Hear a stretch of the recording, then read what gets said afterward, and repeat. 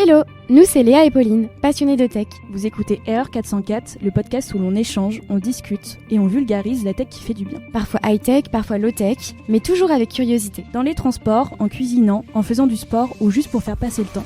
Laissez-vous embarquer dans nos discussions avec des invités passionnés. Mais attention, une fois lancé, vous risquez d'avoir envie de continuer. Comme disait Alain, plus on sait et plus on est capable d'apprendre. Vous écoutez un nouvel épisode d'Erreur 404. Bonne écoute!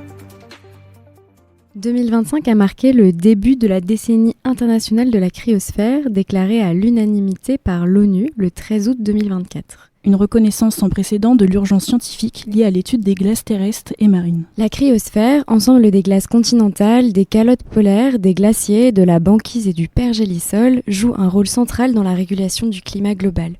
En réfléchissant jusqu'à 80% du rayonnement solaire incident, elle agit comme un thermostat naturel.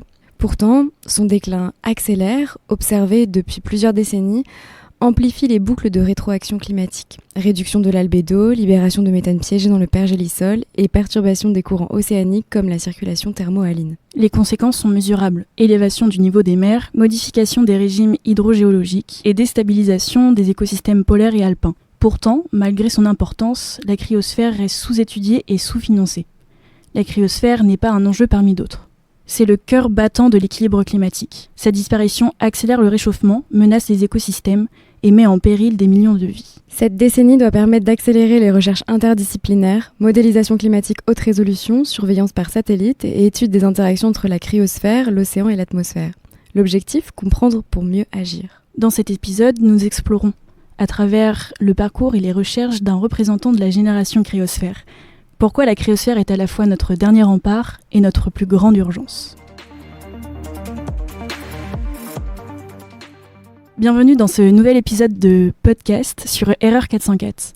Je m'appelle Pauline, je suis ingénieure du numérique, diplômée de l'ISEP. Et comme toujours, je suis avec Léa. Hello, je m'appelle Léa, je suis doctorante en physico-chimie à l'ESPCI. Et nous sommes ravis aujourd'hui de t'accueillir, Lohan. Merci beaucoup d'avoir accepté notre invitation. Bonjour. Et pour que nos auditeurs et auditrices te connaissent un peu plus, est-ce que tu peux te présenter, que ce soit personnellement, mais aussi professionnellement ? Bien sûr. Mais merci d'abord de l'invitation.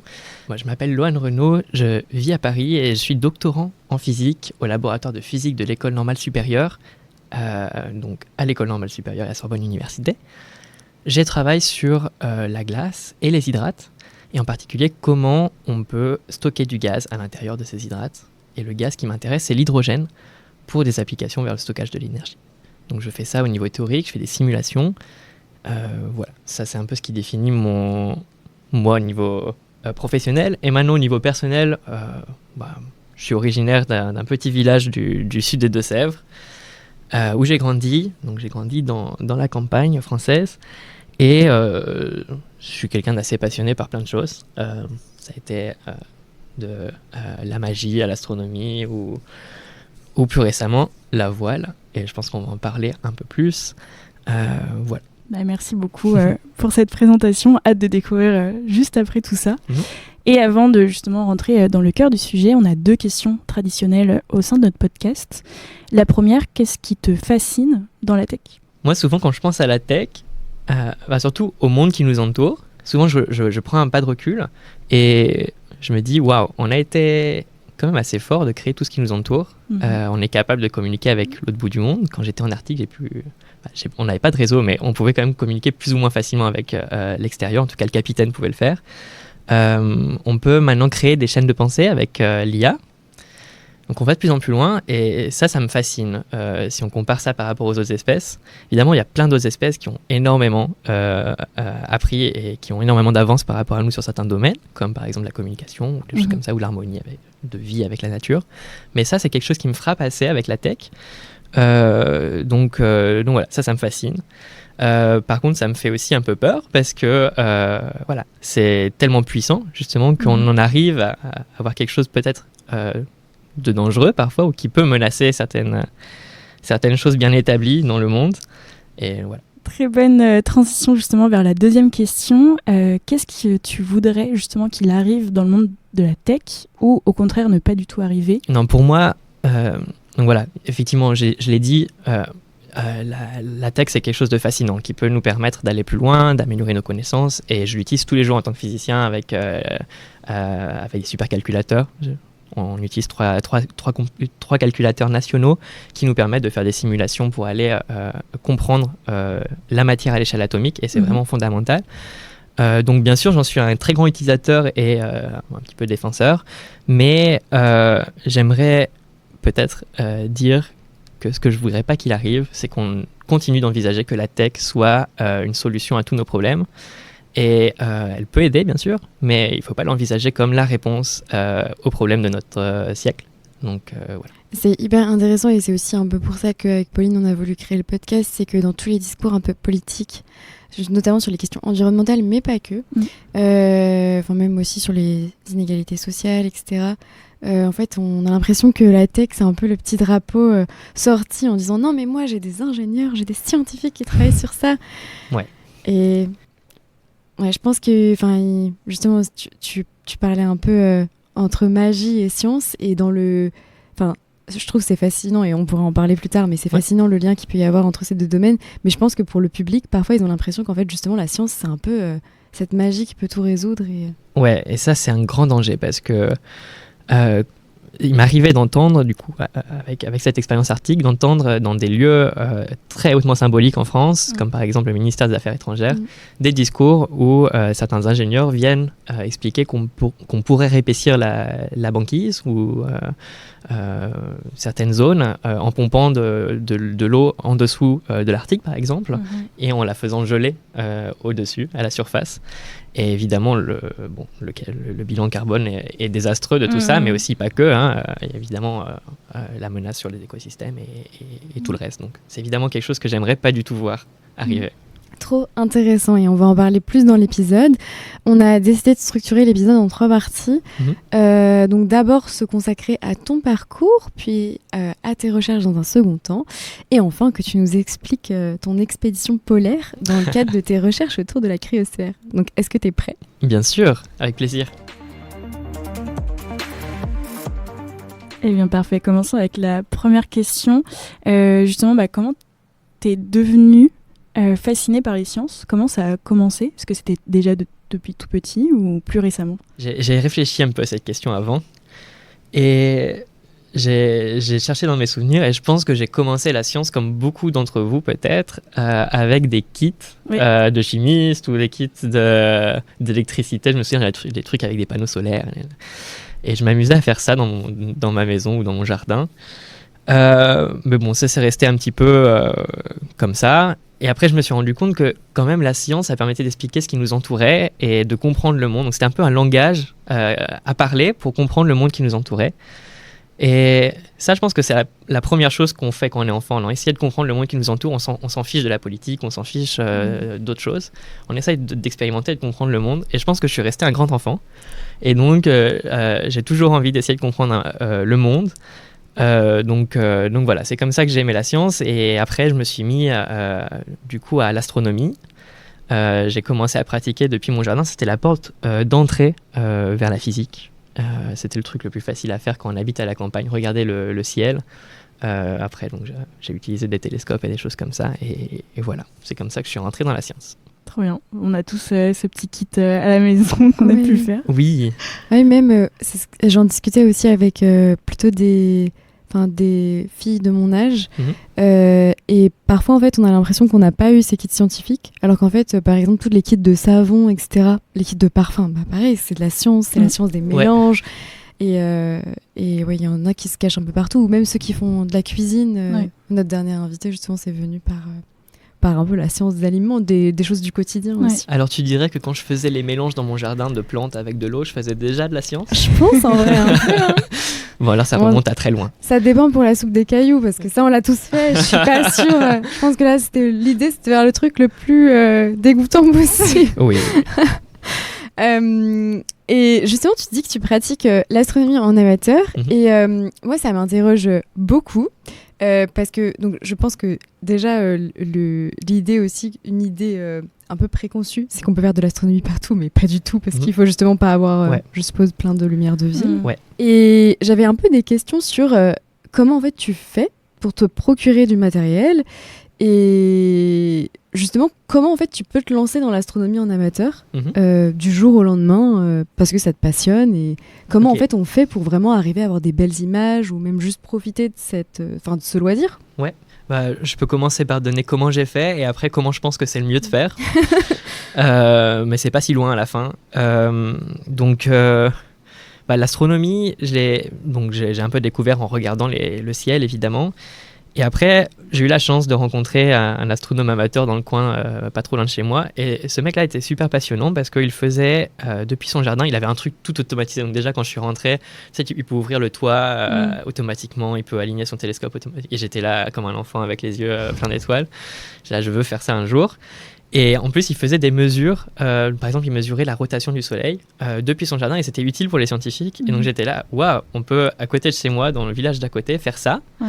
Et donc j'étais trop impressionné. Et donc je me souvenais que mon grand-père on lui avait offert un télescope à un moment dans sa vie. Il l'avait jamais utilisé. Je lui ai dit, ok, on va sortir le télescope. Et donc on a appris ensemble. Donc c'était trop bien parce que j'étais encore un peu jeune. Et donc voilà, on a fait ça comme ça. Si je devais donner un conseil, ça serait plutôt de faire un peu comme ça à la fin, c'est-à-dire commencer déjà par observer le ciel, éventuellement avec des jumelles, et aussi bien s'approprier le ciel avec des cartes, etc. Donc voilà, bien comprendre comment ça fonctionne, et ensuite se rapprocher d'un club d'astronomie, parce que y a beaucoup d'idées préconçues avec les télescopes, et on s'imagine que quand on va regarder dans l'oculaire, on va voir les images de Hubble. C'est pas vrai. Spoiler, on voit des vieilles taches toutes blanches, mais pour moi c'est tout aussi excitant, c'est-à-dire tu vois une galaxie, tu vois Andromède, tu vois les chiens de chasse ou peu importe, et c'est une petite tache toute brouillon, et tu essayes de tirer le mieux de ça et de l'apprécier au mieux avec tes yeux. Donc je pense que c'est bien de faire un premier tour avec des astronomes amateurs dans un club, et ensuite ils vont vous conseiller quoi acheter. Et pour les photos, c'est encore toute une histoire. Les photos, ça demande beaucoup d'investissement, donc mais c'est fascinant. Vous qui aimez la tech, je pense que... Pour faire un peu de photos, pour le coup, oui, les objectifs, c'est un peu cher. Oui, exactement. Et comme j'étais fou, j'ai voulu avoir ce setup automatisé. Ah oui. Et j'ai réussi à l'avoir, mais maintenant que j'ai déménagé à Paris, donc je peux plus l'utiliser. Non. Oui, parce qu'il y a trop de lumière. Oui, c'est plus lumière ou pollution? C'est la lumière, la pollution lumineuse. Ok.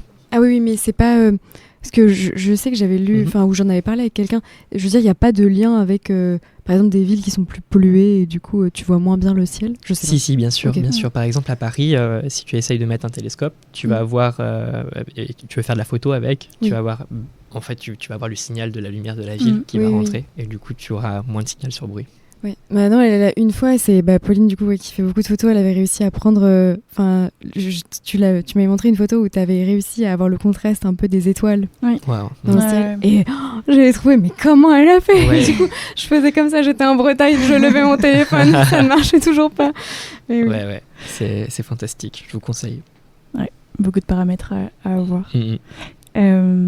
Et justement, donc, pour un petit peu continuer sur le sujet de tes études, qu'est-ce que tu as pu faire pour accéder, quelles études tu as pu faire pour accéder au doctorat? Comment on passe d'une passion d'astronomie à celle des glaces? Waouh, ok. Moi, j'ai fait le pari d'aller à l'université direct. C'est un peu controversé quand on est un bon étudiant au lycée. Souvent, on conseille d'aller... essayer de faire des grandes écoles ou peu importe, mais je savais que je voulais faire de la recherche, donc je me suis dit je vais au lieu où on fait la recherche, ça me semble logique. Donc je suis allé à Sorbonne Université, j'ai fait un parcours qui s'appelle Sprint, donc c'est Sorbonne Physique, Recherche Intensive et Nouvelles Technologies. Donc c'est un parcours de 3 ans de licence qui est un peu plus intensif et qui est sélectif, et dans lequel on suit des cours qui sont tous approfondis. Tous les cours sont les mêmes que ceux de la licence, mais ils sont approfondis. En mathématiques et en physique, et on a aussi plus de cours, donc des options sur les nouvelles technologies, sur les nouvelles choses de la physique. On a de l'astrophysique, justement, on a du machine learning, on a des choses comme ça. À l'époque, quand j'ai commencé il y a 7 ans, c'était assez nouveau d'avoir du machine learning, et surtout en L1, L2, c'était vraiment cool. Et en plus de ça, on fait des stages dans des laboratoires. Donc tous les mercredis après-midi, on passe une demi-journée dans un labo de recherche et on change de labo tous les semestres. Donc j'ai fait ça m'a initié à la recherche. Et ensuite, j'ai fait un master de physique fondamentale à l'École normale supérieure. Donc j'ai commencé à Sorbonne dans le parcours physique fondamentale et appliquée. Et ensuite, j'ai rejoint le M2 qui s'appelle International Center for Fundamental Physics, Centre international de physique fondamentale. Et donc j'ai choisi la spécialité matière condensée. Donc voilà, il est piloté par l'École normale supérieure et plein d'autres universités franciliennes. Et donc c'était quoi la question d'après ? Justement, comment on passe d'une passion de l'astronomie à celle des glaces ? En fait, c'est pas si loin. Non, en réalité, quand j'ai fait mes études, je voulais faire de l'astrophysique, évidemment, comme beaucoup de jeunes physiciens en herbe. Mais je me suis rendu compte en avançant qu'il y avait d'autres sujets qui m'intéressaient et la physique quantique en faisait partie. Donc j'étais fasciné par la quantique. Sauf que très vite en quantique, on se rend compte qu'on peut résoudre analytiquement des systèmes très simples, l'atome d'hydrogène, éventuellement H2+. Et sinon, on ne peut pas aller beaucoup plus loin, donc c'est un peu frustrant. Et après, j'ai découvert en allant plus loin dans les études qu'on pouvait commencer à résoudre, avec certaines approximations, des équations, la physique, des systèmes beaucoup plus complexes, comme des solides, des cristaux, des choses comme ça. Et ça m'a intéressé. Et c'est là qu'arrive la matière condensée, donc qui est ma spécialité, qui est la spécialité de mon master. Et donc, c'est comme ça que je me suis retrouvé à faire autre chose, parce que j'étais fasciné par la physique. Et en fait, dans ces systèmes, évidemment, il y a la glace. Donc, je me suis retrouvé à avoir une proposition de thèse dans un laboratoire que j'avais déjà exploré avant en licence, dans la licence Sprint, pour étudier la glace et les glaces à haute pression. Et là, c'est là où on boucle avec l'astrophysique. C'est que ces glaces à haute pression, on peut les retrouver sur les planètes et les lunes glacées. Donc, il y a l'impact environnemental qui me tenait beaucoup à cœur et aussi il y a un peu l'impact d'astrophysique parce que ces glaces sont à très très haute pression, de l'ordre du gigapascal. Donc voilà, on peut les retrouver un peu partout dans l'univers. Incroyable. En physique, le petit rejoint toujours le grand, j'ai l'impression. Ouais, c'est vraiment très drôle. Ceux qui rêvaient... je trouve qu'il y a beaucoup de gens qui rêvaient justement d'étudier les étoiles, dans des copains maintenant de labo, qui en fait maintenant font du tout petit. Ouais. C'est vraiment trop drôle. Mais aussi, il y a quelque chose de fascinant avec l'univers, c'est que pour comprendre l'univers, il faut comprendre les plus petites briques de l'univers. Et il y a cette idée un peu, je ne suis pas un spécialiste, mais que la physique des particules et aussi un peu l'astrophysique, ou en tout cas la physique, la cosmologie, se rassemblent à un moment. Trop passionnant. Et au cours de tes études, tu t'es beaucoup engagé en association ou comme représentant étudiant des formations que tu suivais. Donc c'est un engagement qui nous parle avec Pauline et on voulait en parler. Et on a une question qu'on pose toujours aux personnes qui font plein de choses. Comment on fait pour tout faire ? Et est-ce que ces engagements, ils t'ont aidé dans ton parcours de chercheur en devenir ? Et je te pose cette question surtout parce que souvent on peut avoir l'idée... quand on n'est par exemple pas scientifique, que justement les scientifiques ne font rien d'autre que de la science et ne vont pas forcément s'impliquer dans autre chose que leur recherche et leur sujet très pointu. Ok, alors ça c'est faux. Je suis pas encore un scientifique chevronné, mais on fait déjà à notre niveau beaucoup d'autres choses que de la science. Et ça s'empire avec les années, je pense. Tu le sais bien, Léa. Donc... J'ai oublié la question. Comment tu fais pour tout faire ? Et est-ce que tous ces engagements, ils t'ont aidé dans ton parcours ? Voilà, donc comment je fais pour tout faire ? J'ai pas trop la réponse. À part, je pense... Donc, c'est vrai que je me suis aussi posé la question. Quand je regarde un peu ce que j'ai fait, ça m'arrive d'avoir des moments d'introspection et j'essaye de regarder ce que j'ai fait dans le passé pour mieux aller vers l'avant, disons. Ouais. Et je suis là, waouh. Là, je me sens un peu submergé à l'heure actuelle. Et pourtant, quand j'étais en licence ou en master, j'étais président. J'ai créé une fondation, j'ai une association. J'étais le président de cette association. On a fait 20 000 projets dans tous les sens. Et en plus, il fallait assurer les examens, Je sais pas comment j'ai fait. Je pense que c'était justement ça qui m'a permis de réussir tout ça, d'avoir un peu le sentiment d'être intégré dans quelque chose, bien intégré à l'université. Et donc, à la fin, j'en suis venu à conclure que c'était pour moi comme une sorte de respiration, justement, de pouvoir avoir ces projets et de penser à autre chose. Donc voilà, c'était très lié à l'université, mais quand même, on faisait d'autres choses que de la physique. Donc voilà, c'est comme ça que j'expliquerai le fait d'arriver à tout faire en même temps. Et est-ce que c'est quelque chose que tu as réussi à valoriser, par exemple pour trouver des stages, etc. Parce qu'on sait qu'il y a des plus jeunes qui nous écoutent aussi et qui parfois hésitent... justement à aller s'engager autre part. Bien sûr, quand on fait une association, qu'on soit membre ou fondateur ou président ou secrétaire ou trésorier, on apprend énormément de choses. La première chose, je dirais, c'est gérer un projet de A à Z, chercher un financement, savoir communiquer autour du projet. Pour avoir des financements, il faut savoir faire un dossier, il faut savoir passer des euros pour trouver l'argent, convaincre les gens de nous donner de l'argent. Ou tout simplement apprendre aussi le système D, se débrouiller, comment faire quand on n'a rien. donc ça, je pense que c'est toutes des compétences qui sont nécessaires dans la vie, aussi dans la recherche évidemment, mais dans la vie en général. Donc allez-y, foncez, faites plein de choses, c'est cool. Et ça ouvre aussi plein de ça ouvre votre carnet d'adresses en fait, parce que ça m'a permis d'aller beaucoup plus loin que ce que je voulais parfois, et d'avoir la chance de faire des choses assez sympas. Oui, c'est ça ouvre un réseau énorme. Et justement, petite transition, alors ça peut-être rien à voir, mais à l'avenir, toi, par rapport à tous tes projets que tu as pu faire et mener jusqu'à aujourd'hui, dans quelle profession tu te projettes à l'avenir, dans les années qui arrivent justement? C'est une bonne question. Donc j'ai toujours voulu, dès que j'ai décidé d'entrer à l'université, je dirais au collège, je voulais faire de la recherche et devenir enseignant-chercheur. Donc ça, j'en ai toujours été convaincu. Et puis maintenant que je fais un peu ça, je suis apprenti enseignant-chercheur, disons, parce que j'enseigne et je fais ma thèse. Je sais pas. J'aime toujours. Mais j'ai aussi vu qu'il y a beaucoup de choses après le doctorat qui sont accessibles, que l'on peut faire, aussi en tant que physicien, mais aussi juste valoriser les compétences du doctorat en général. Et je pense que cette histoire d'expédition, dont on va parler après, m'a aussi changé beaucoup l'esprit et m'a rendu un peu tout ça confus. Donc je sais pas trop. J'aimerais juste être sûr que mon métier ait de l'impact direct sur la société et les gens. Et peut-être que peut-être il faut pas dire ça, mais j'ai l'impression que à l'heure actuelle, même dans mon sujet de recherche, j'en suis un peu loin.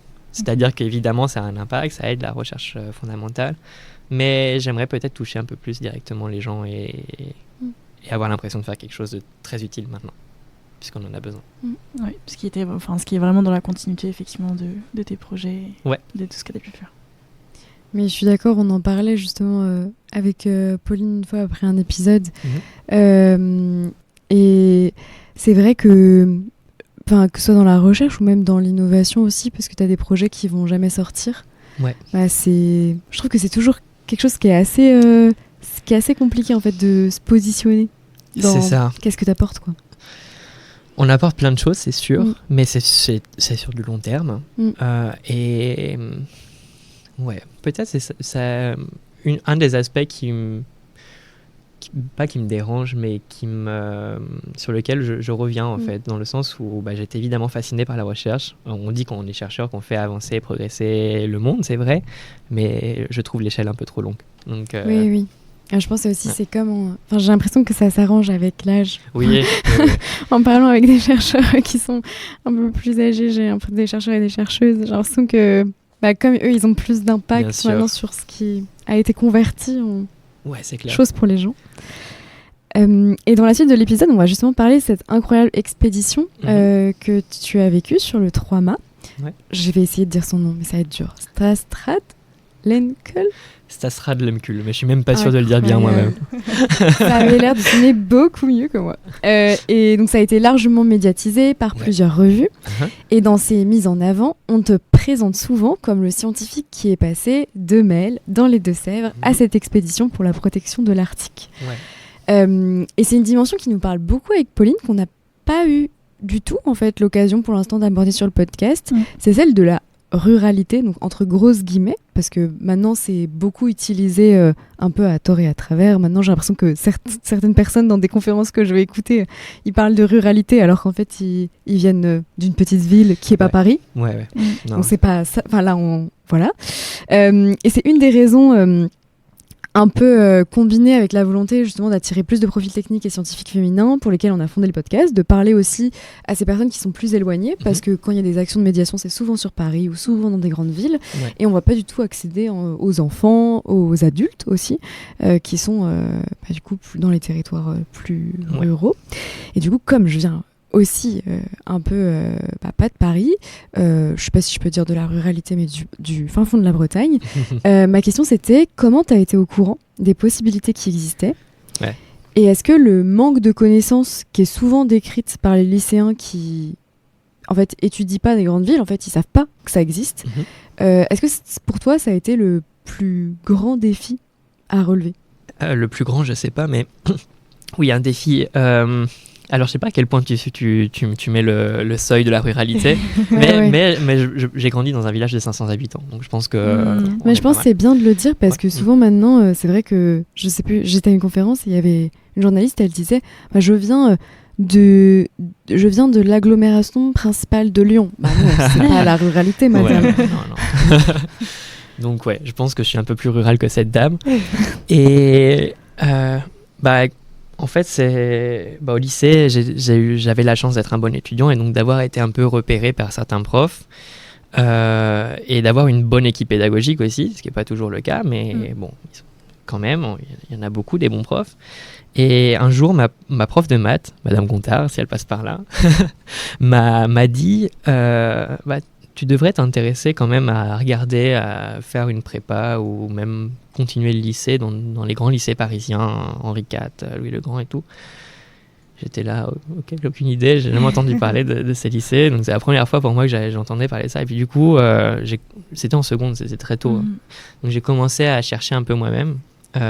Et je me suis rendu compte effectivement qu'il y avait plein de choses que je connaissais pas. Pour moi, on allait juste à la fac et c'était bon, tu vois. On avait licence, master, doctorat, peu importe quelle fac.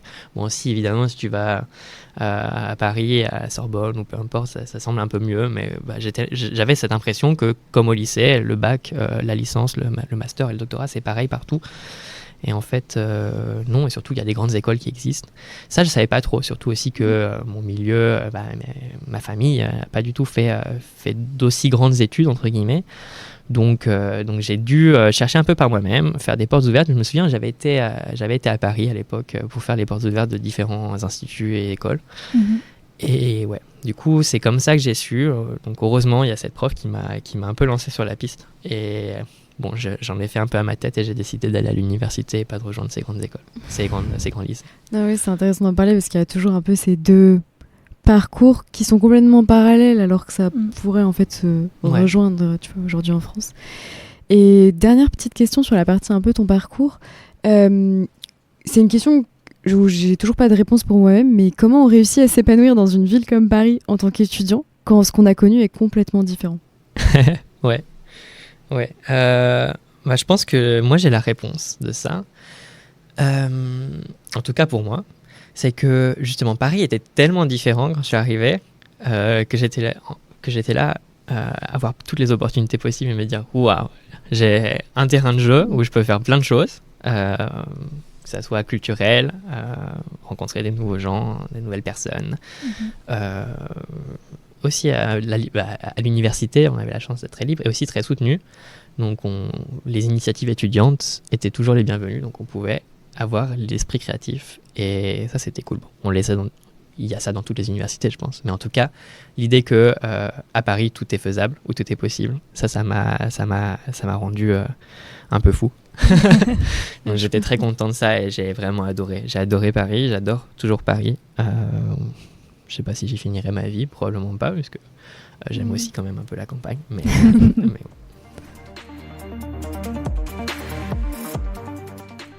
merci beaucoup pour toutes ces explications et justement donc après être passé sur ce sujet un petit peu des études, on va plutôt parler de justement tes recherches et un petit défi comme on a pu avoir justement des thésards et qu'on aura prochainement aussi de nouveau. Est-ce que tu peux nous expliquer ton sujet de thèse et pourquoi pas avoir le petit défi de le faire en 1 minute? Oui. Si tu veux, je peux te mettre Bien le sûr. chrono. Il y a le chrono et tout, carrément. Waouh. Comme ça, la voilà, pression. c'est officiel. Alors attends, peut-être j'ai dit le titre de ma thèse Oui, avant, oui, parce que sinon on va déjà arriver à 40 secondes. Le nom de ma thèse est très long, ça s'appelle « Optimisation du stockage de l'hydrogène dans les glaces et les hydrates à travers des simulations moléculaires avancées ». Effectivement, donc, voilà, c'est en un peu alexandrin. Long. Ouais, finalement, ouais, on aurait pu... En fait, c'est ma thèse. Le titre est ma thèse. Et c'est quand tu veux, tu me dis. Waouh, bah let's go. Donc, j'essaye de comprendre par simulation, donc à l'échelle atomique et moléculaire. Donc, je fais bouger les atomes et les molécules sur mon ordinateur à des certaines pressions et températures et comprendre comment on peut stocker du gaz à l'intérieur de ces structures de glace qui sont un peu poreuses, disons ça comme ça, et qui s'appellent des hydrates. On les retrouve dans les fonds marins, donc par exemple au fond des océans, en Arctique ou proche de la calotte glaciaire de l'Antarctique. Voilà, en fait j'ai réussi, non? Parfait, on est sur du 34 secondes. Fort. On est sur de la synthèse de physiciens parfaite, physiciens réputés pour leur synthèse.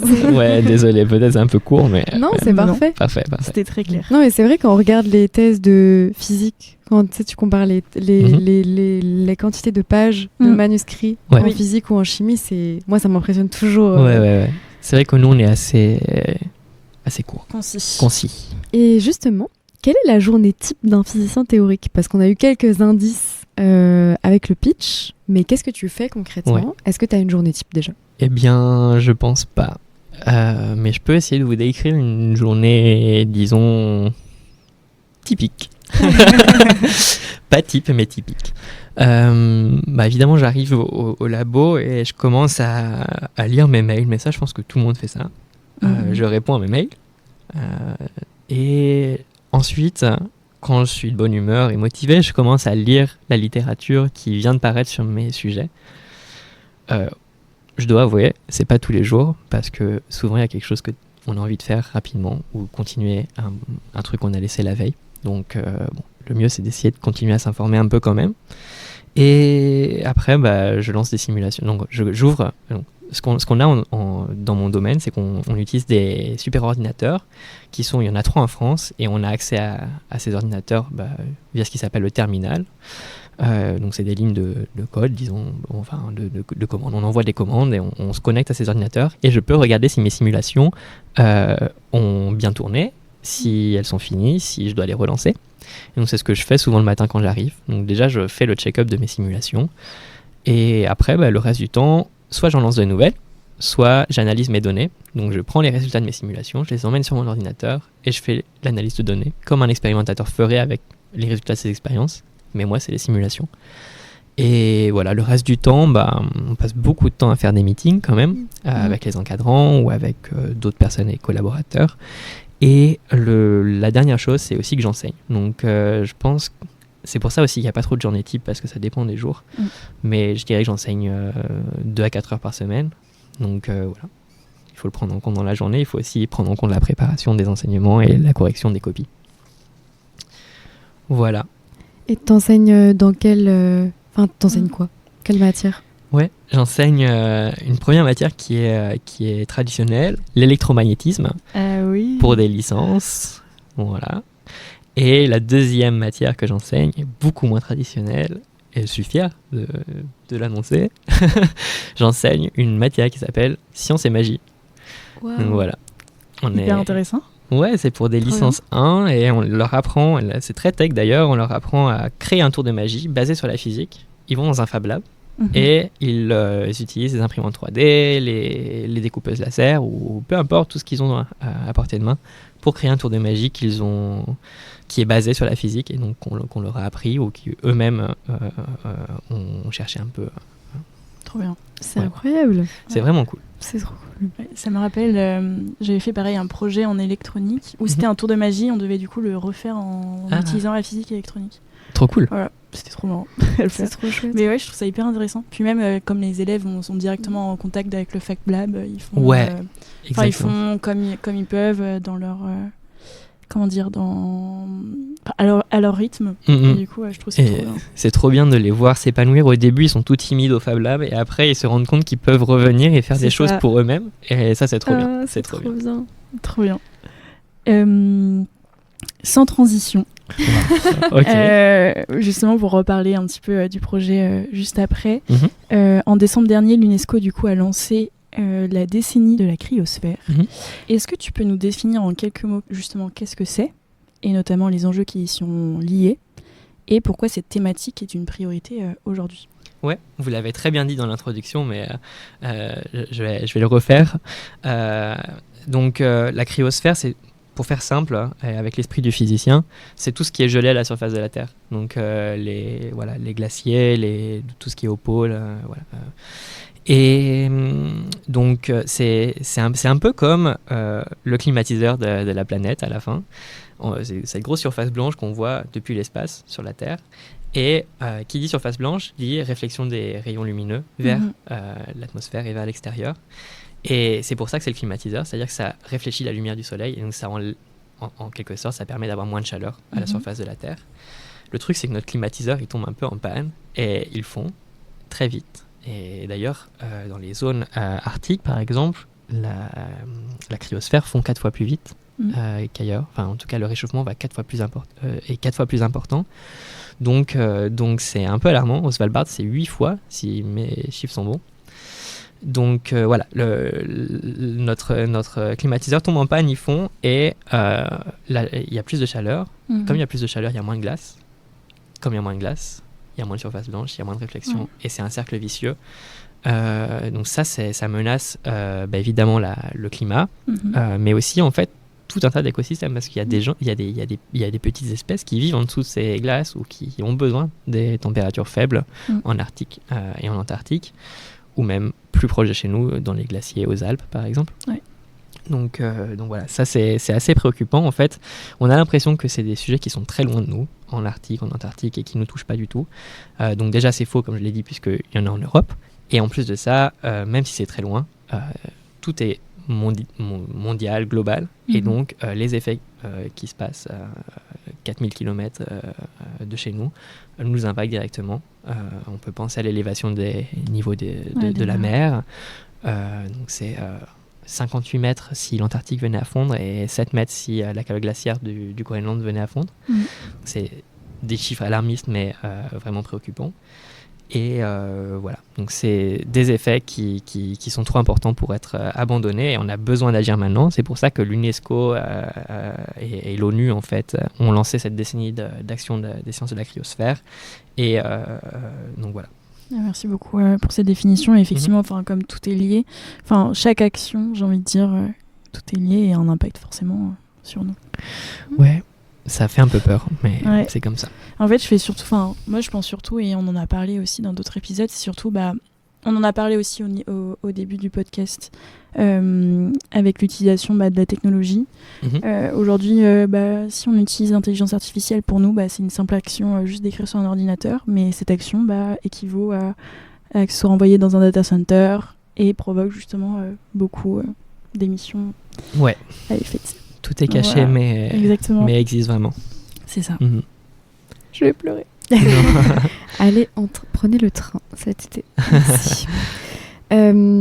Tu appartiens désormais à la génération cryosphère, donc soutenue par la fondation Engie et la fondation Albedo pour la cryosphère. Donc tu l'as très bien expliqué. Donc comment justement ils ont voulu créer en fait un peu toute cette dynamique. Donc peut-être une équipe en fait autour de ces recherches.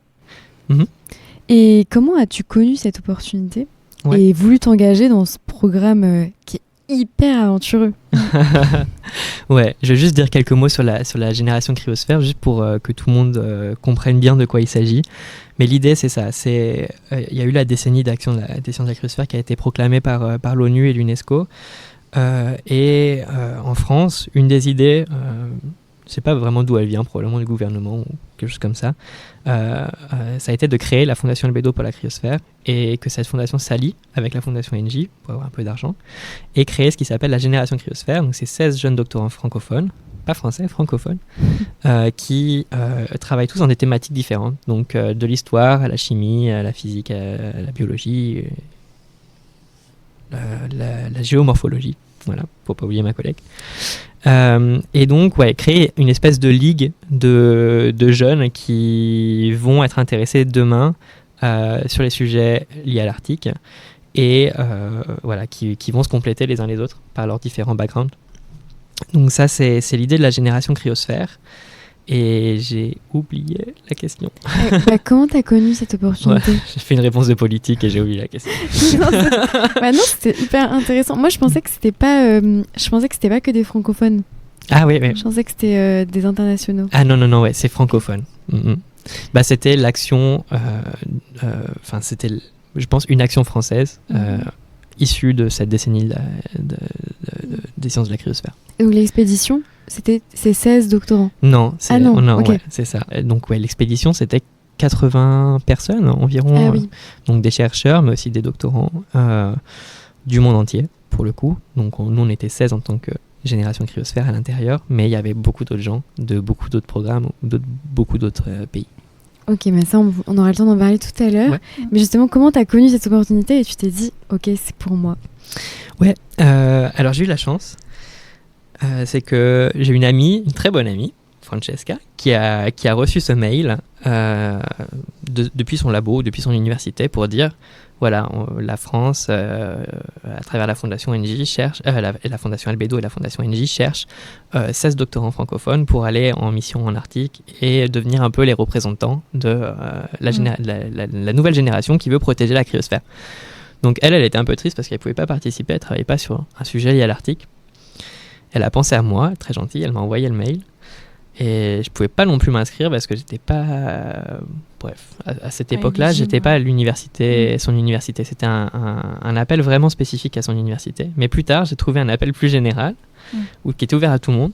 Et donc je me suis inscrit, je me suis dit c'est bon, c'est mon tour. J'ai reçu cet appel une semaine avant la deadline. Et je me suis dit bon allez, tous les soirs je vais écrire et je vais m'y mettre à fond. J'y crois pas parce que c'est trop court pour faire le dossier, et en plus j'étais théoricien, donc je me dis ça va jamais les intéresser. Et en fait je pense qu'à l'inverse c'était ce qui leur a plu, que je sois un peu détaché et que je fasse des simulations de glace et des hydrates. Alors, évidemment mon sujet de thèse s'intéresse plutôt à stocker l'hydrogène pour des applications dans l'énergie, mais c'est vraiment les mêmes glaces et les mêmes hydrates qu'on trouve en Arctique et en Antarctique, donc c'était utile. Et j'ai eu des super discussions d'ailleurs avec mes collègues de la génération Cryosphère et d'autres gens sur le bateau, donc c'était pas si inutile à la fin. Et voilà, c'est comme ça que j'ai connu le programme. Donc il fallait candidater et ensuite on était pris ou pas. Il y avait des étapes un petit peu hautes Pas vraiment. Donc il fallait faire une lettre de motivation, il fallait avoir une lettre de recommandation et répondre. S'il y avait tout un questionnaire auquel il fallait répondre. Avec des questions très spécifiques sur pourquoi on voudrait devenir ambassadeur de l'Arctique, etc.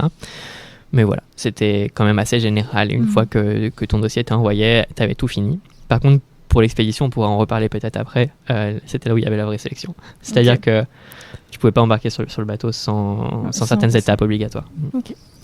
Et justement, peut-être que je ne sais pas si c'est ce que tu disais en expliquant que les hydrates et les glaces sur lesquelles tu travailles, on les trouve aussi en Arctique. Ouais. Est-ce qu'il y a une problématique qui naît du fait qu'elles fondent? Oui, exactement. Oui, pardon, c'était pas clair. Oui, ces hydrates, donc ils piègent sur Terre souvent du méthane ou d'autres types de gaz, mais je pense que c'est principalement du méthane, en tout cas en Arctique et en Antarctique. Et en fait, si ça fond, ça libère ce méthane. Et le méthane, il est 4 fois plus gaz à effet de serre que le dioxyde de carbone. Oui. Et en plus, il y a des quantités de méthane vraiment impressionnantes qui sont stockées dans ces hydrates. Donc voilà, si ça fond, ça réchauffe la planète. Et même si c'est très profond, ce que tu disais, du coup, c'est dans les fonds marins, ça commence quand même à fondre en premier. Je sais pas ce qu'ils font en premier en fait. Je suis pas un expert de l'océan, mais en fait ce qui se passe c'est que de toute façon tout est brassé, hein. Et il y a des courants chauds qui vont vers qui plongent en se refroidissant proche du seabed, comme on dit, le fond marin. Et du coup tout est lié, donc il y a des échanges de chaleur et forcément ça a un impact. En fait, il faut quelques degrés pour juste déstabiliser la zone de stabilité de ces hydrates. Ou alors aussi changer la pression. Là, c'est pas la pression qui change, mais la pression, elle a pu changer, par exemple, dans le temps. À l'époque, il y avait l'ère de glaciation. Et à cette époque-là, à ces endroits en Arctique, il y avait une énorme couche de neige ou de glace au-dessus. Et du coup, il y avait beaucoup de pression. Et il y a certaines zones, il y avait certains hydrates à certains endroits. Ils ont été déstabilisés par la fonte de ces glaces. Bon, je ne peux pas rentrer beaucoup plus dans les détails parce que, je rappelle, je suis physicien. Je travaille à l'échelle moléculaire et atomique. J'essaye de faire... J'espère que mes collègues ne vont pas me taper sur les doigts. On mettra dans les pages pour aller plus loin leurs recherches. Ouais, il faut les contacter si vous avez plus de questions là-dessus. C'est l'arrêt de mes compétences. Et justement, en quoi ça consistait un peu ce soutien de la fondation? Donc c'était l'expédition, mais est-ce que c'était seulement ça? Non, mais c'était plus. Donc en fait, on a commencé, on a été introduit il y a un an pile poil, en juin 2025, à la conférence des Nations Unies sur l'océan à Nice. Donc c'était la 3e. Et donc là, on a été introduit devant pas mal de personnalités politiques, des chefs d'État de beaucoup de différents pays. C'était vraiment impressionnant d'ailleurs. La presse et aussi des gens qui côtoient ce milieu de la cryosphère. Je me souviens avoir rencontré des explorateurs. J'étais comme un enfant. Des gens très inspirants. Donc c'est à ce moment-là où on a été introduit. Et donc on a eu tout ce moment-là dans le programme pour faire un peu de réseau aussi et se présenter et présenter notre volonté en tant que génération cryosphère. Donc ça, c'était les premières étapes. Donc un peu des choses politiques. L'idée, c'était d'essayer de convaincre qu'il fallait investir dans la recherche sur les pôles. Et donc, après avoir fait ça, effectivement, on est allé en expédition sur le bateau pendant un mois. Et après, on a eu tout un soutien aussi de mise en avant et de visibilité. C'était déjà le cas au sommet des océans, mais là, c'était encore plus concret. C'était avec des publications dans la presse. Par exemple, on a fait la fondation nous a permis d'avoir tout un dossier dans la magazine Géo, qui a été publié en décembre ou novembre, je sais plus. Et plein d'autres choses. Enfin, voilà. Donc la fondation nous a suivis pour ça, pour la médiatisation et un petit peu faire connaître un peu le projet. Et après, on a eu des retours d'expérience. Pareil, l'idée c'était d'être là en tant que génération cryosphère et d'incarner les jeunes qui sont un peu inquiets de la situation.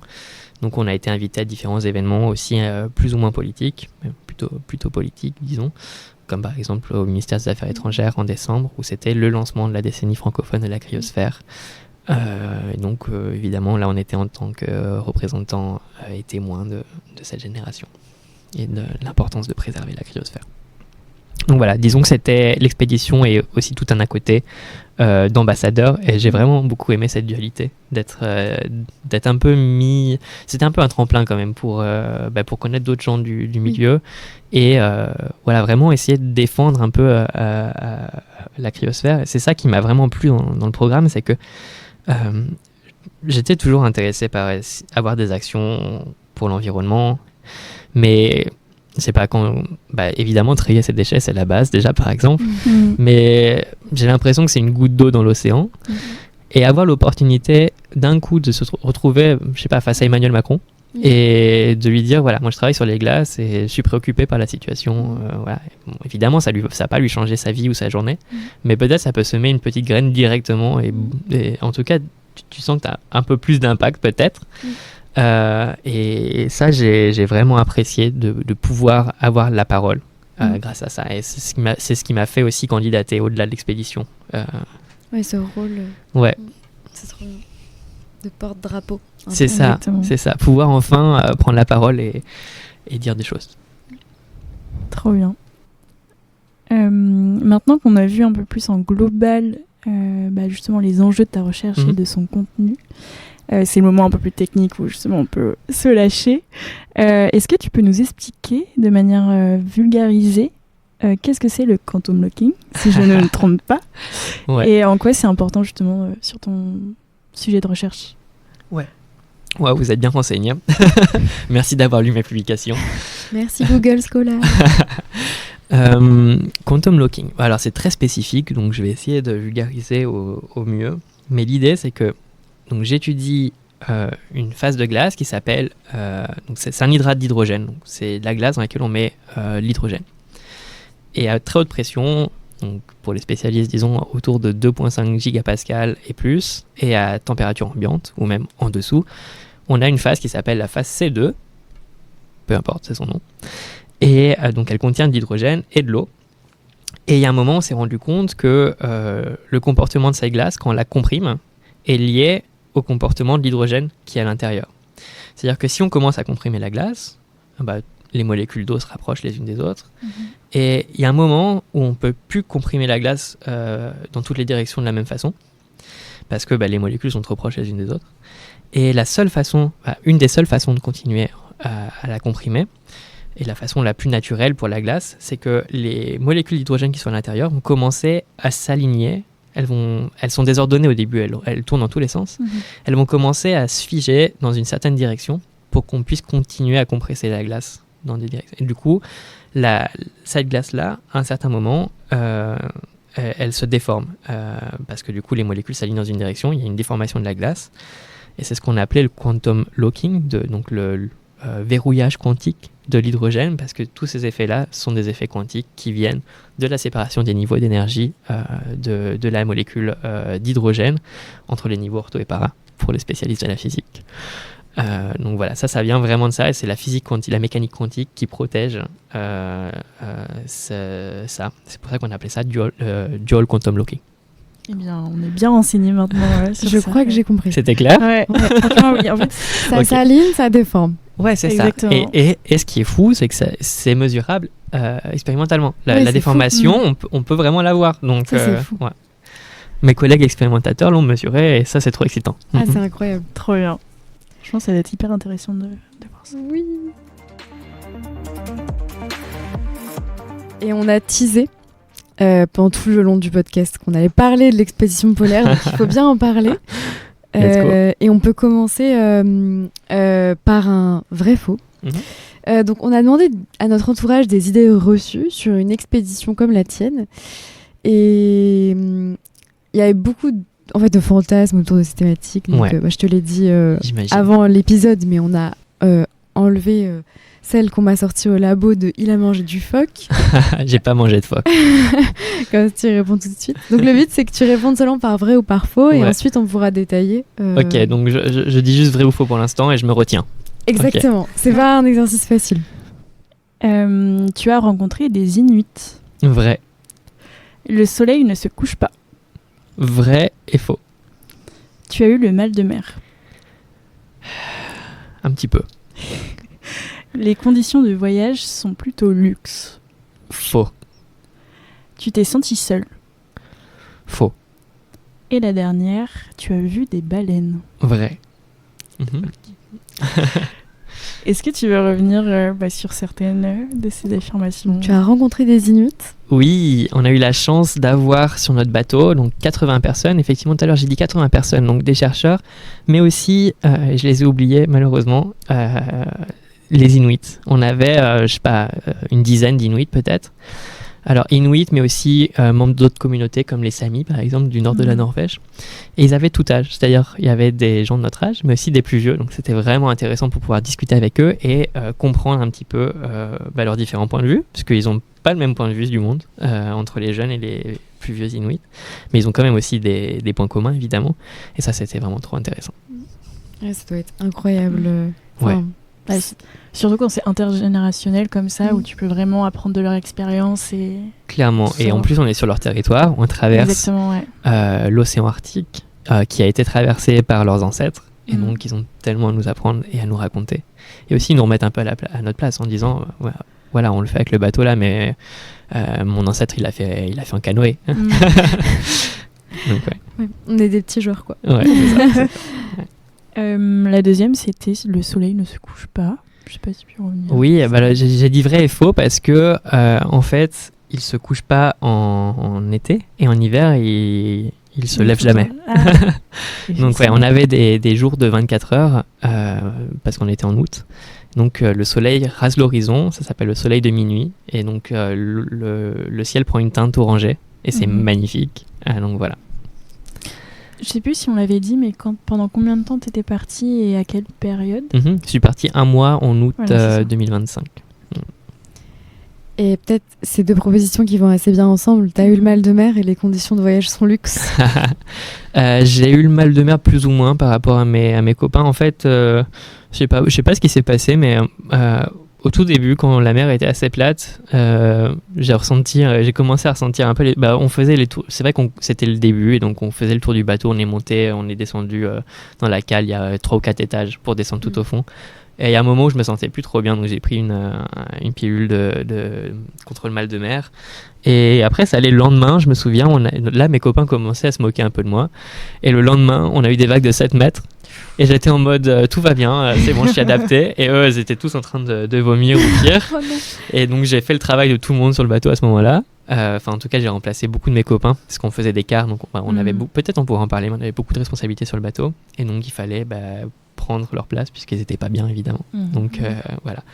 Et les conditions, évidemment, et les conditions de voyage n'étaient pas vraiment luxueuses.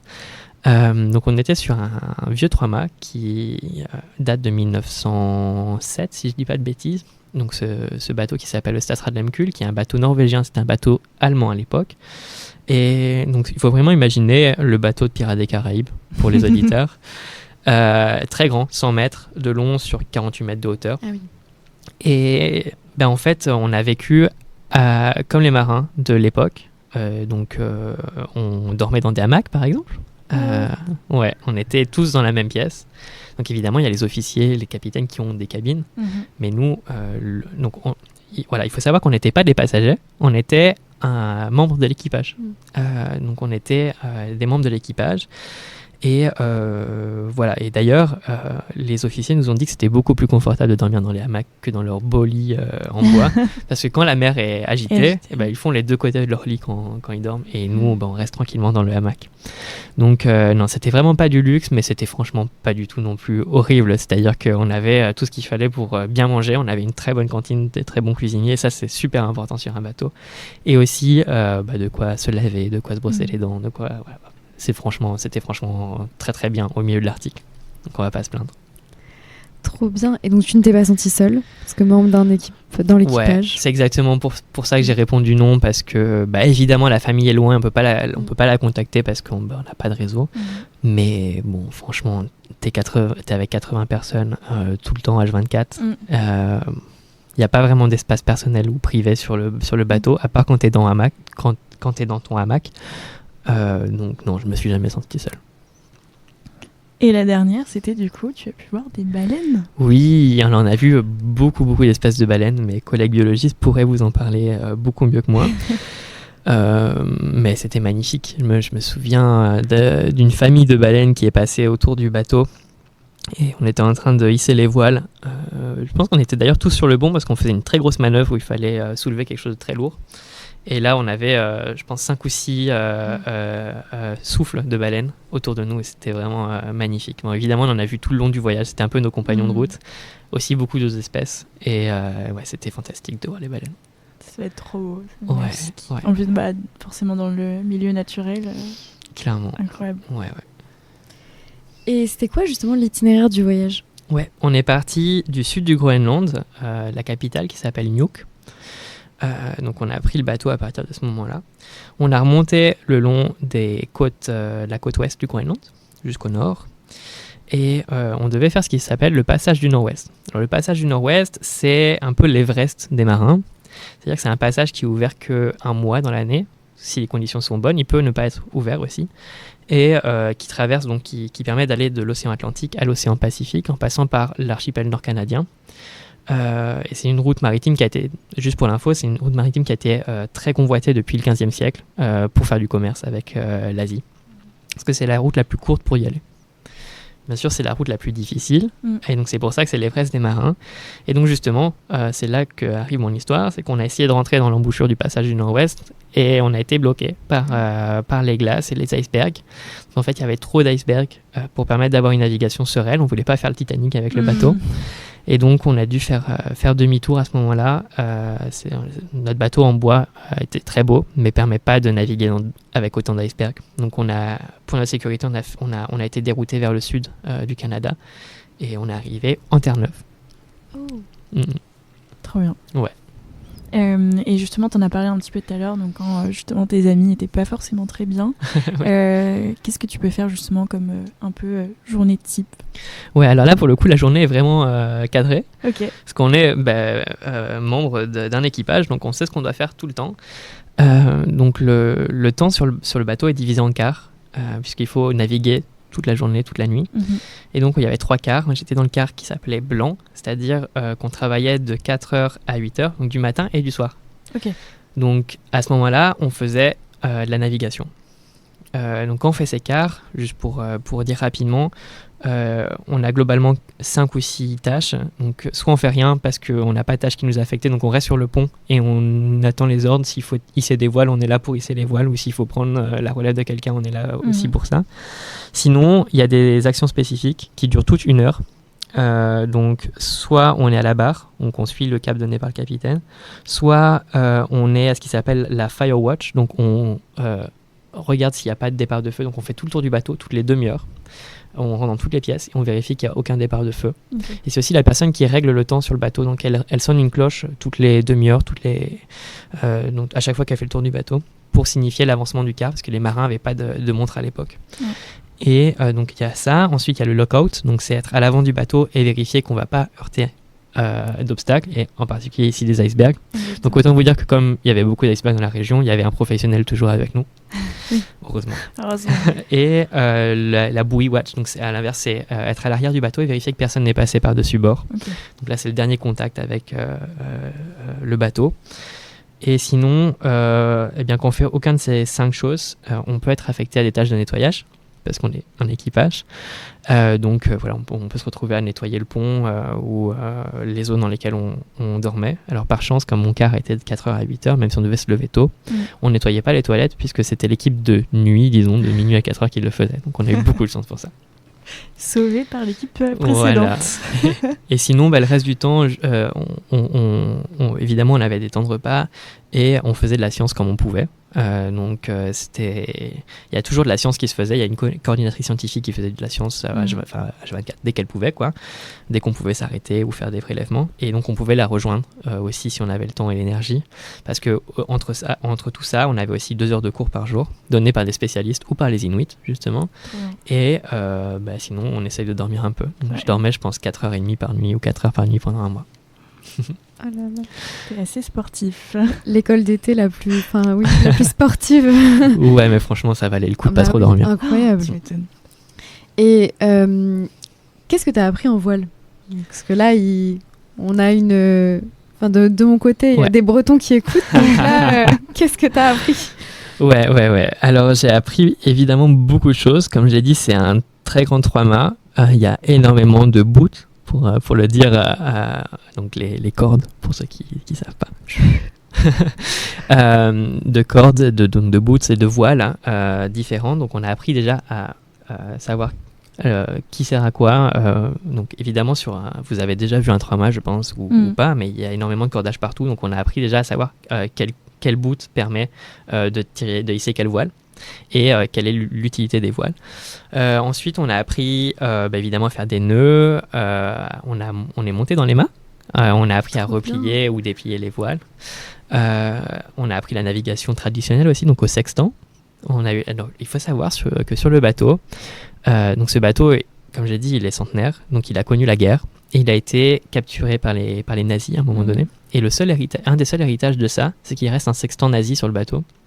Donc on a pu voir et utiliser d'ailleurs. Donc ça, c'était une pièce historique assez incroyable. Donc les nazis, ils avaient repeint le bateau en noir parce qu'il est tout blanc. Et ils avaient leurs instruments, évidemment. Il reste ce sextant. Et on a tout appris aussi avec le jargon norvégien. Donc moi, j'ai beaucoup de mal à parler avec les marins français, parce que souvent ils me disent bon, t'as fait 1 mois de navigation, et je suis trop content de leur dire que j'ai fait ça. Mais ils me parlent, ils me demandent comment on a tiré les bords et tout, et moi je suis là. Je sais pas, je connais tous les mots, mais en norvégien. C'est la seule condition. Ouais, c'est vraiment trop drôle, mais forcément, c'était un bateau norvégien, donc tout se faisait en norvégien. Un peu d'anglais, évidemment, mais les mots et les procédures, c'était en norvégien. Donc, on avait tout cet aspect navigation traditionnelle. Et aussi, on a appris à la survie, évidemment, au milieu polaire. Donc c'est aussi utile quand on est au milieu de l'océan. On a eu la chance de faire des exercices de survie donc en enfilant des combinaisons étanches et en apprenant à comment grimper dans les radeaux de sauvetage ou comment survivre dans les eaux polaires. Donc on a fait ça sur le port de Nuuk et on a nagé avec les icebergs. C'était fantastique. Et la dernière chose que j'ai appris, c'était avec Stéphane Guy, qui était le pilote de glace qui était sur le bateau. Il a été recruté pour nous emmener à bon port, disons. Il nous a appris à décrypter les cartes de glace qui étaient générées par le gouvernement canadien pour apprendre à naviguer dans ces zones. Donc voilà. Trop bien. Trop bien. Vraiment hyper impressionnant. Puis pareil, le domaine de la voile, c'est pas quelque chose que tu connaissais avant? Pas du tout. Mais en fait, le bateau, ils sont habitués à former les gens. Ok. Et du coup, voilà, on est reparti avec notre petit diplôme. Ah, trop bien. Trop bien. Ouais, c'était très mignon. Et justement, pendant cette aventure, est-ce que tu as une petite anecdote à nous raconter, plutôt amusante? Ouais, peut-être. J'en ai raconté beaucoup là. J'ai raconté les icebergs, les baleines. Si, j'ai une anecdote qui est, si elle est amusante ou pas, en tout cas elle fait un peu peur. Moi elle m'a fait peur sur le moment. Donc on a appris à monter au mât, comme je l'ai dit. Mhm. Et donc on est harnaché évidemment. On a tout un système de sécurité qu'il n'y avait pas à l'époque d'ailleurs, parce qu'il était un peu, voilà, il n'y avait pas tout ça. D'ailleurs, il y avait des gens qui descendaient du mât sur les bords de la voilure. On a vu des vidéos de ça, c'était, il fallait avoir le cœur accroché. Bref, nous on était bien harnachés heureusement, et on a appris à monter, donc tout se passe bien à la montée.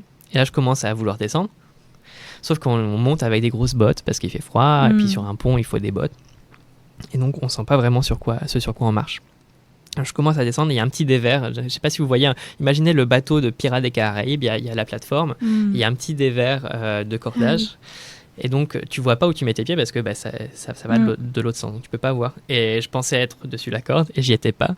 Et donc en fait, j'ai mis tout mon poids sur le vide. Oh waouh. Et je suis tombé. Donc heureusement, je suis tombé genre 1,5 m plus bas parce que j'avais ma corde pour être assuré. Mais du coup, je suis tombé. Et comme on était en train d'apprendre, il y avait les instructeurs à côté de nous. J'ai vu dans leur regard que c'était jamais arrivé et que j'étais le premier à tester la sécurité du bateau. Et donc, heureusement, ça a fonctionné. On était très contents. Et maintenant, ils savent que la sécurité du bateau fonctionne. Mais ouais, du coup, c'était pas trop amusant sur le moment, surtout qu'il faut remonter plus haut. Ouais, là, il faut avoir sacrément de force en fait pour remonter sur la corde, quoi. C'est ça, il faut remonter plus haut que l'endroit où tu es tombé, sinon tu es bloqué. Donc voilà, sur le moment, c'était pas très agréable. Mais bon, ça va. Et peut-être sur une note un peu plus joyeuse, quel est ton meilleur souvenir du coup? Mon meilleur souvenir, je pense que... j'ai déjà raconté, mais je pense que c'est vraiment soit avoir vu toutes ces baleines autour de nous au bout d'un moment. Et ça, c'était vraiment magique, là, d'avoir les 6 souffles des baleines coordonnés. Un peu comme si elles disaient bonjour. Et sinon, plonger dans le port de Nuuk avec les combinaisons étanches et être au milieu des icebergs. C'était un des premiers jours où on était là et c'était le rêve. Ouais, c'était trop bien. Incroyable. Et justement, comme tu t'es engagé dans cette expédition, il y avait, comme tu disais, un peu ce rôle d'ambassadeur. Donc, je suppose que tu en as parlé à des jeunes publics, etc. Oui. Comment ils réagissent en fait à ce type d'expédition qui est un peu qui est pas courante en fait. Enfin, Ouais. Les gens sont très alors il faut savoir que j'ai eu la chance d'en parler à beaucoup de monde différent, donc beaucoup de publics, et évidemment la réaction change un peu selon les publics, mais donc j'ai parlé à des lycéens, mais aussi à des universitaires ou même des chercheurs dans des colloques, ou même à des entreprises privées, certains gros groupes qui m'ont demandé de faire des conférences. C'était assez amusant d'ailleurs. Mais ouais, à la fin, je pense que ce qui ressort de commun à tout ça, c'est la curiosité évidemment par rapport à cette expédition, et c'est surtout une façon pour eux de sentir un peu les effets du réchauffement climatique, du changement climatique, de sensibiliser à ça, et donc d'avoir vraiment un témoin ou quelqu'un qui vient leur expliquer ce qui se passe et ce qu'on a pu voir sur le bateau, puisqu'on a aussi en quelque sorte été les témoins de ces changements de ces régions à travers des discussions, mais aussi de ce qu'on a vu. Et donc ça, je pense que ça les sensibilise beaucoup, parce que voilà, ils ont pour la première fois peut-être quelqu'un qui vient leur expliquer ce qu'il a vu directement, et c'est pas à la radio, pas à la télé, pas dans les bouquins. Donc voilà. Et aussi l'idée de venir de la province, de la campagne évidemment. Quand je suis retourné évidemment dans mon lycée, dans d'autres lycées aussi, mais du coup ça leur a parlé aussi, parce que ils se sont rendus compte que ils pouvaient venir de ce petit lycée de Mel et envisager de faire des grandes choses. C'est trop chouette. Et justement, est-ce que tu aurais un conseil à donner à un jeune physicien théorique ou une jeune physicienne théorique qui rêve de faire des sciences ? Ouais. Ça serait d'être curieux du monde qui l'entoure, de ne pas rester trop concentré sur ses bouquins et trop refermé sur soi-même, au contraire d'essayer de s'ouvrir au monde. Et du coup, ça va faire écho avec l'expédition, mais d'aller voir ce qui se passe ailleurs. C'est important aussi en tant que théoricien, même si peut-être ça semble pas évident. Et s'il y a des jeunes théoriciens en herbe dans les campagnes, de ne pas hésiter à se lancer parce que c'est tout à fait possible. Ouais, de ne pas avoir peur justement de faire plein de choses. Voilà, leur place existe. Un très beau message. On arrive à la fin du podcast. Est-ce qu'il y avait quelque chose que tu voulais ajouter, une thématique que tu voulais aborder en particulier ? Est-ce que vous voulez une nouvelle anecdote ? Ah ouais, pourquoi pas ? Je suis trop chaud. Alors, je sais pas à quel point cette anecdote est vraie ou pas, mais... C'est pas grave, on prend tout. La Ouais. fiction aussi. T'as mangé du phoque, c'est ça ? Non, j'ai pas mangé de phoque, mais on a très bien mangé sur le bateau, c'était incroyable. Mais je pense, donc sur ce bateau, on a vu personne en fait pendant un mois. Au départ à Nuuk évidemment, à l'arrivée, mais sinon on n'a croisé personne, sauf des baleines, des phoques, d'autres espèces. La seule chose qu'on a vue d'extérieur, c'est un avion, un jet privé, qui est passé au-dessus de notre tête. D'accord, jusqu'ici, ok, pourquoi pas. Et en fait, il faut savoir qu'à cette époque, il y a eu le grand meeting Trump-Poutine en Alaska. Et donc, peut-être que mon anecdote se résume en la seule personne que j'ai vue en dehors du bateau, c'est Poutine. Oh, wow. Évidemment, on n'a aucune idée, mais Oui. c'est très possible. C'est très Très probable. très probable. Très probable. Incroyable. Voilà. Waouh. Mais sinon, voilà, j'avais pas grand-chose de plus à rajouter à part le fait que toutes ces thématiques semblent loin, mais elles sont bien réelles et bien proches de chez nous. En France, on a des gens qui dépendent des glaciers des Alpes pour survivre ou pour vivre dans leurs élevages, avec les barrages, l'énergie, etc. Que je pense que c'est important de ne pas être trop éco-anxieux et de quand même s'émerveiller du monde qui nous entoure. Et c'est justement ça qui va nous donner la force de combattre et d'avoir des idées nouvelles pour protéger la planète. Et voilà, je voulais vous remercier aussi de m'avoir invité et aussi de mettre en avant la ruralité, c'est quand même important.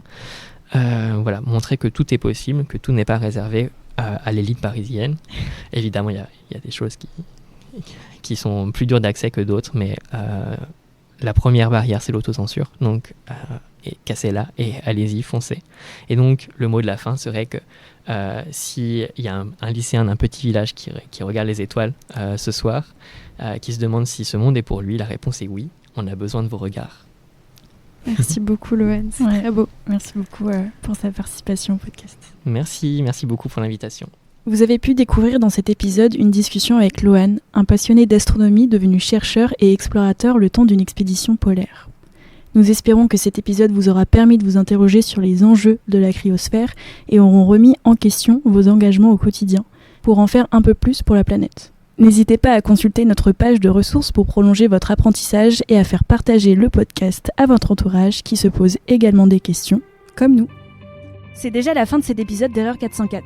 On espère que cela vous a plu et que vous avez appris quelque chose d'utile ou d'inspirant. Si c'est le cas, n'hésitez pas à nous le dire en laissant un commentaire, en mettant 5 étoiles sur les différentes plateformes d'écoute et en partageant autour de vous. Pour prolonger la discussion, vous pouvez également nous retrouver sur Instagram, TikTok ou LinkedIn sous le nom Erreur 404 Podcast. On se retrouve bientôt pour un nouvel épisode. D'ici là, restez curieux et curieuses et souvenez-vous, plus on sait et plus on est capable d'apprendre. À bientôt sur Erreur 404.